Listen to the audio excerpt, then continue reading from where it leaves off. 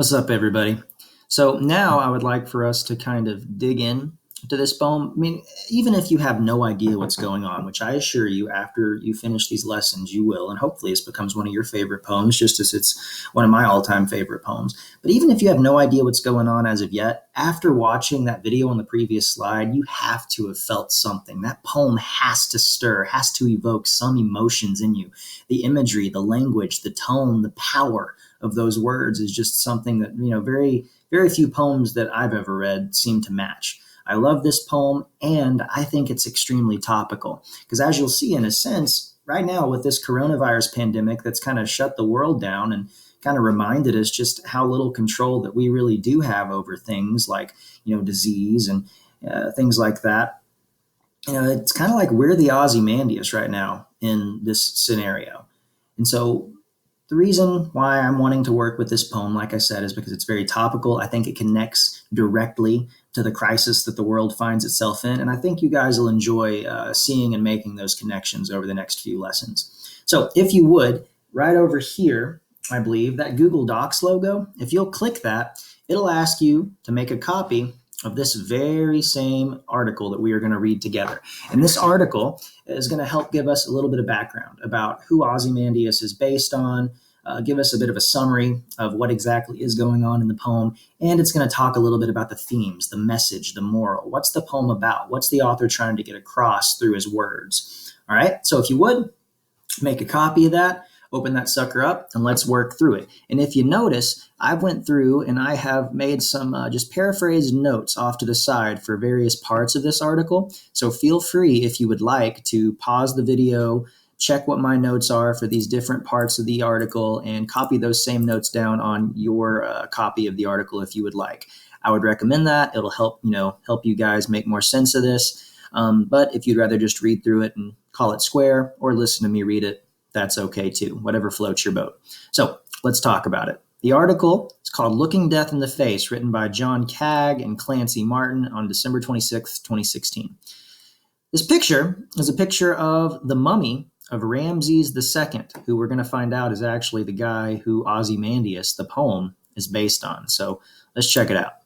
It says Ramses II, also known as Ramses the Great, was born about 3,000 years ago, and he's widely regarded as the most powerful pharaoh of the Egyptian empire.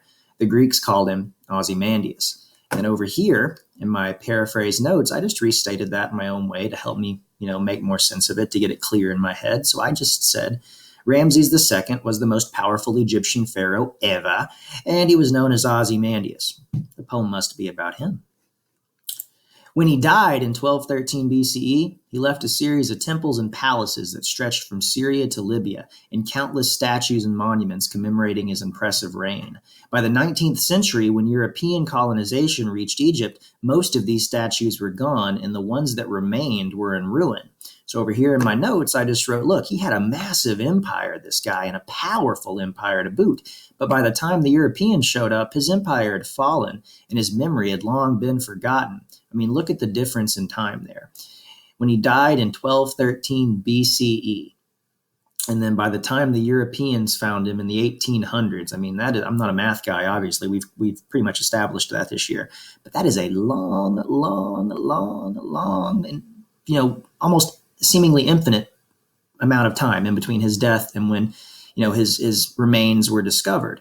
So he had this powerful empire. He had all these buildings, all these temples, all these statues made of himself, thinking, his memory was going to last forever. His reign, his control, his power was going to last forever. But, that's not the case for him. It's not the case for any of us, as we'll see. In 1816, the Italian archaeologist Giovanni Berzoni discovered a bust of Ramses and acquired it for the British Museum. This is when Ozymandias' life, in one respect, truly began. And a bust is simply a sculpture. Okay. Next paragraph. Ozymandias, talking about the poem now. Ozymandias, perhaps the most famous sonnet Percy Bysshe Shelley ever penned, was written in 1817, as the remains of the famous statue were slowly transported from the Middle East to England. And right here, this gives you a pretty, quick and easy to digest summary of the poem. The poem is really short, and there's not a whole lot that really goes on, but the little bit that does happen is just so deep and important and thought provoking. But if you need a recap of what happened in the poem, here you go. Shelley imagines a traveler recounting a journey in a distant desert. Like Belzoni, Shelley's character discovers a great bust, a gigantic sculpture half buried in the windswept sands.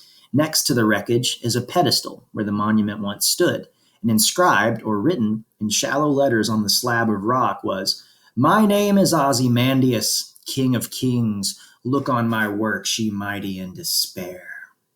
Of course, as Shelley's poem tells us, nothing remained of these works or the King of Kings, just sand.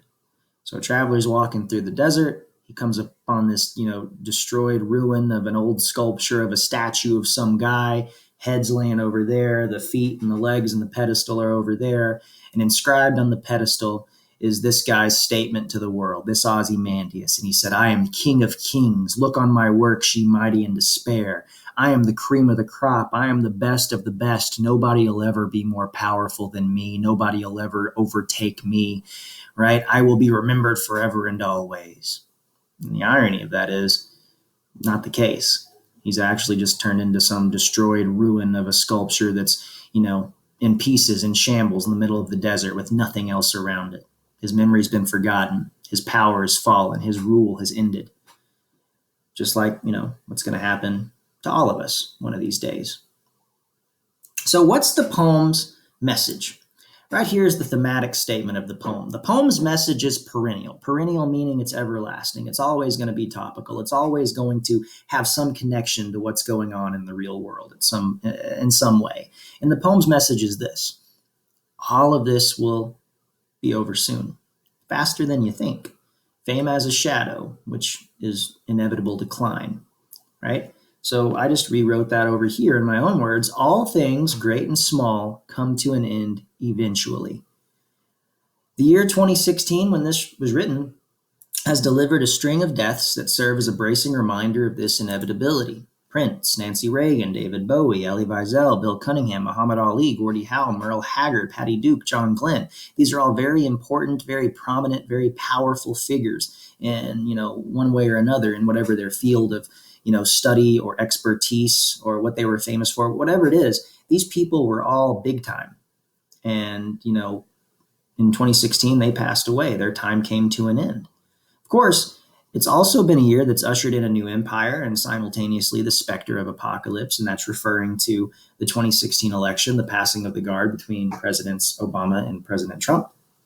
And this year's end is a time to take account of kingdoms built, but also the sheer rapidity of their destruction. And over here, I wrote kind of my take on that sentence.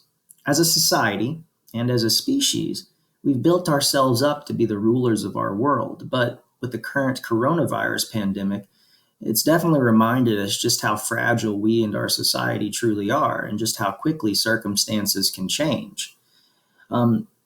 This is a chance to come to terms with the existential. Existential simply means concerning or having to do with existence. The existential fragility that's overlooked in most of our waking hours and that must be faced by even the greatest among us. So with this article, the first paragraph gives you the background, who the article's about, this Ramses II guy, who he was, what he did, what he was known for.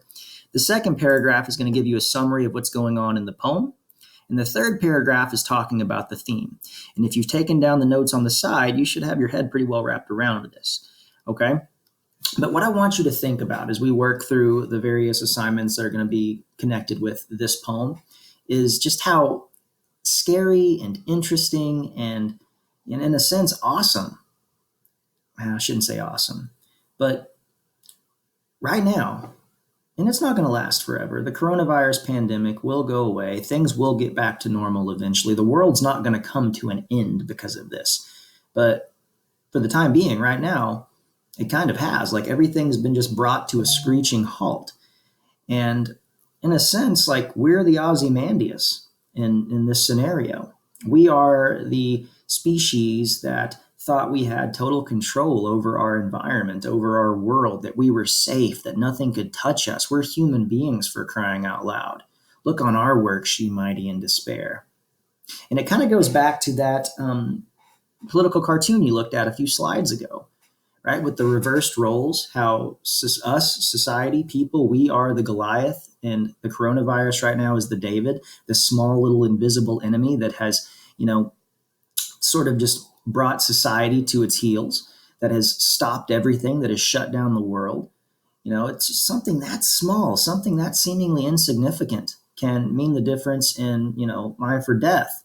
Uh, and I just think that right now, for the time being, we can really relate to Ozymandias because this coronavirus doesn't care about all that we've done. It doesn't care about our understanding of science, of nature, of technology, of anything that we're capable of as human beings. This virus is going to do whatever it is that it does until eventually we find a way to stop it. But until that time, we are nothing more than this broken down statue in the middle of the desert that has no power, that no longer has any, I guess, control over our environment, over our situation. All we can do is just stay in our homes and wait this thing out. We've been brought to heel. We've been stopped. We've been shut down. Our power, our control has been, taken away from us, much like, what happened to Ozymandias over a period of time. So ever since this coronavirus thing has happened, I've just been thinking about this poem, thinking about this poem, thinking about this poem, and I really wanted to share it with you guys. And I think you'll all get a kick out of it. I think you'll all enjoy it, and I think that over time you're going to see the connections to what's going on in the world. But without further ado, I'm going to let you guys move on to the next slide now. You guys be sure to save this article so you can refer back to it to help you better understand what's going on. Because, like I said, we are going to be working with this poem for the next couple of lessons. All right. So, without any further ado, go on to the next slide. Peace.